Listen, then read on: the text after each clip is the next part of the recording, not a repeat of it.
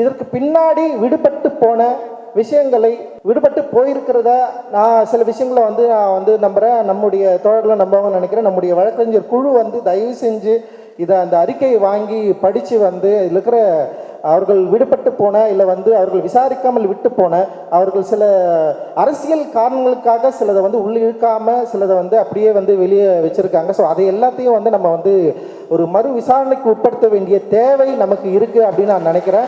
தயவு செய்து இந்த சட்ட போராட்டத்தை நம்ம பண்ணியே ஆகணும்.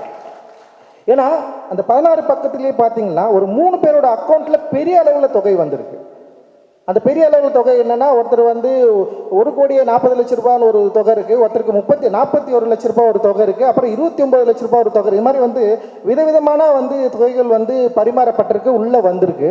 அதை பற்றி காவல்துறை என்ன சொல்லியிருக்காங்கன்னா, அதில் இதை பற்றிய மேற்படி விசாரணை தொடர்ந்து கொண்டிருப்பதாக அதில் சொல்லியிருக்காங்க.